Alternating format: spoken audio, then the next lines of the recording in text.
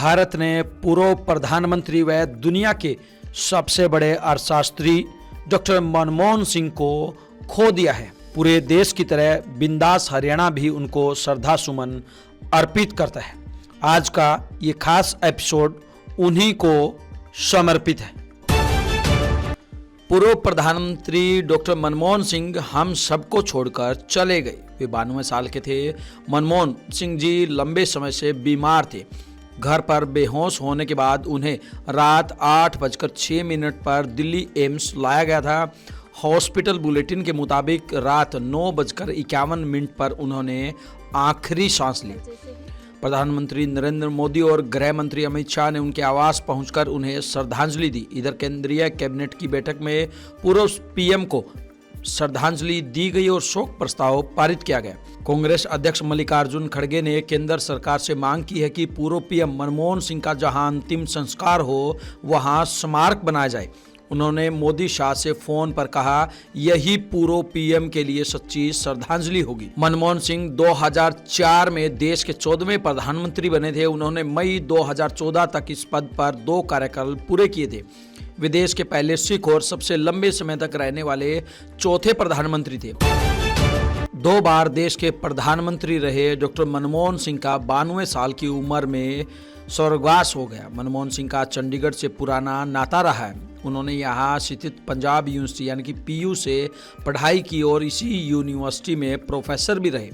मनमोहन सिंह ने पंजाब यूनिवर्सिटी से 1952 में इकोनॉमिक्स में बैचलर और 1956 में मास्टर डिग्री हासिल की थी। इसके बाद 1957 से 1966 तक पंजाब यूनिवर्सिटी में ही इकोनॉमिक्स के सीनियर फैकल्टी के रूप में नौकरी की थी।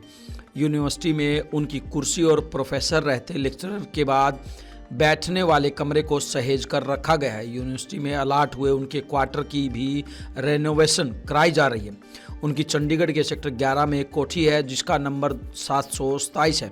इस कोठी में कोई नहीं रहता, मगर उनके लगाव के कारण कोठी की देखभाल के लिए केयर टेकर रखा हुआ है। उनके पास की कोठी में मनमोहन सिंह के कॉलेज फ्रेंड हंसराज भी मिले।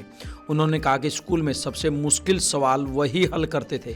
विदेश जाने के बाद मुझे लगा कि वे भूल गए होंगे, लेकिन एक बार मिले तो सीधे नाम लेकर हालचाल पूछकर हैरान कर दिया। आखिरी बार मनमोहन सिंह 2018 में चंडीगढ़ आए थे। तब वह पंजाब यूनिवर्सिटी के एक कार्यक्रम में शामिल हुए थे। पूर्व प्रधानमंत्री मनमोहन सिंह प्रधानमंत्री होते हुए भी अपने आप को एक साधारण व्यक्ति मानते थे।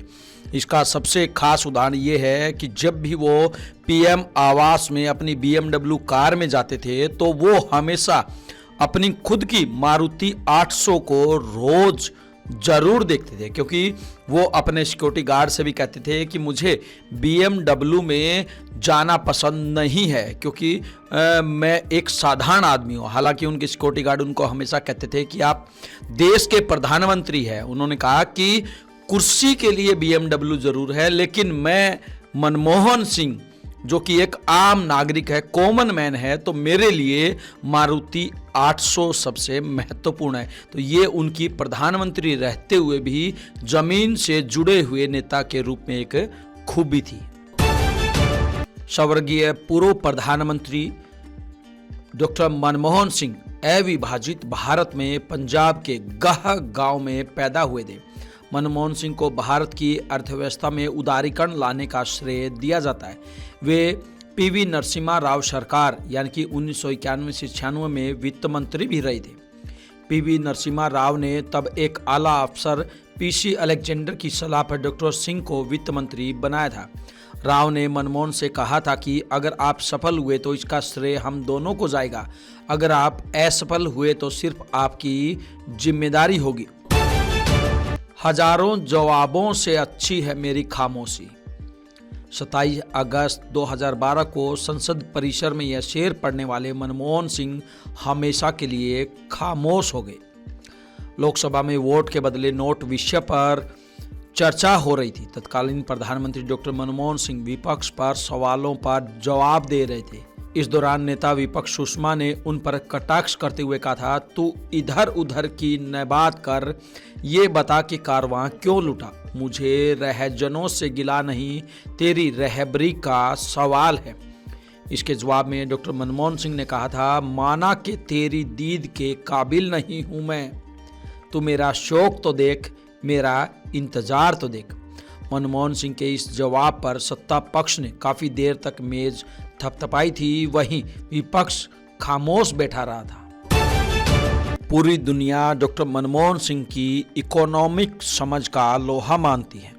कॉलेज में जब बाकी सब्जेक्ट्स की जगह उन्होंने इकोनॉमिक को ही क्यों चुना, इसके पीछे दिलचस्प वाकया है जिसका खुलासा 2018 में खुद डॉक्टर मनमोहन सिंह ने किया, जब वह अमृतसर के हिंदू कॉलेज की एलुमनी मीट और कन्वोकेशन में बतौर चीफ गेस्ट शामिल हुए। पढ़ाई के दौरान हिंदू कॉलेज में ही उनका पहला कॉलेज रहा है। एलुमनी मीट में अपनी कॉलेज लाइफ को याद करते हुए मनमोहन सिंह ने बताया कि सितंबर 1948 में मैंने कॉलेज में दाखिला लिया और पहला स्थान पाया। इस पर कॉलेज के तत्कालीन प्रिंसिपल संत राम ने मुझे रोल ऑफ ऑनर से सम्मानित किया। मैं हिंदू कॉलेज का पहला स्टूडेंट था जिसे इस अवार्ड से सम्मानित किया गया।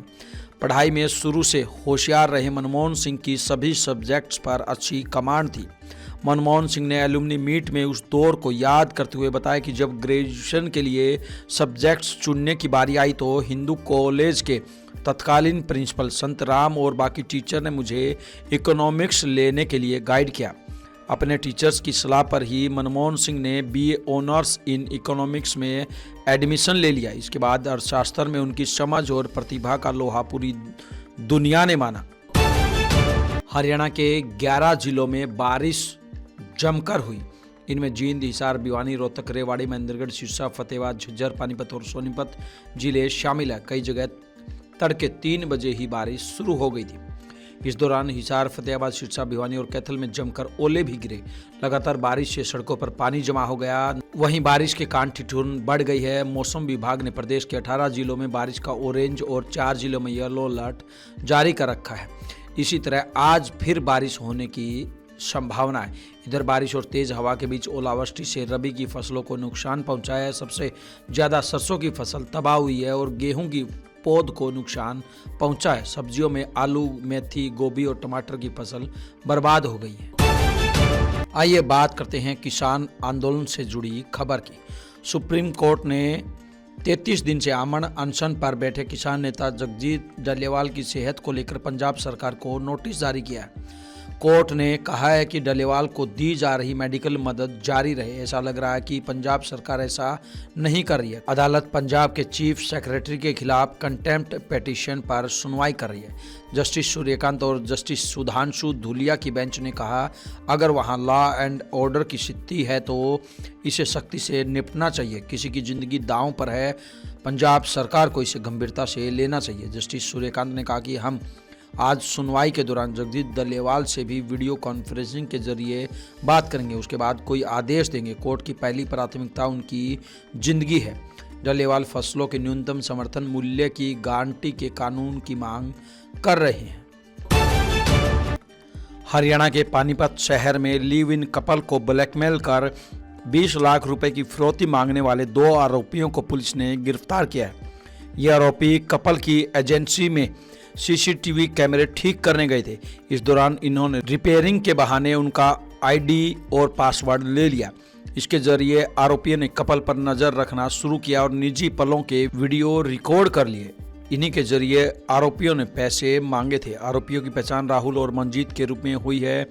इनमें राहुल करनाल में घरोंडा के गांव देवीपुरा का रहने वाला है, वहीं मंजीत मूल रूप से पंजाब के पटियाला का रहने वाला है, लेकिन फिलहाल पानीपत के गांव बराना में रह रहा था। ये दोनों सीसीटीवी कैमरे की मरम्मत और नए कैमरे लगाने का काम करते हैं। हरियाणा के 5 बार सीएम रहे इनेलो सुप्रीमो ओपी चौटाला की प्रदेश भर में जाने वाली अस्थि कलश यात्रा फतेहाबाद से शुरू होकर रेवाड़ी पहुंच गई। यहां लोगों ने ओपी चौटाला अमर रहे के उद्घोष के साथ यात्रा का स्वागत किया, साथ ही अस्थि कलश पर पुष्प अर्पित किए। यह यात्रा हिसार, भिवानी, दादरी और महेंद्रगढ़ से होती हुई पहुंची थी। इधर चौटाला को श्रद्धांजलि देने के लिए उनकी सिरसा स्थित तेजाखेड़ा फार्म हाउस पर भी लोग पहुंच रहे।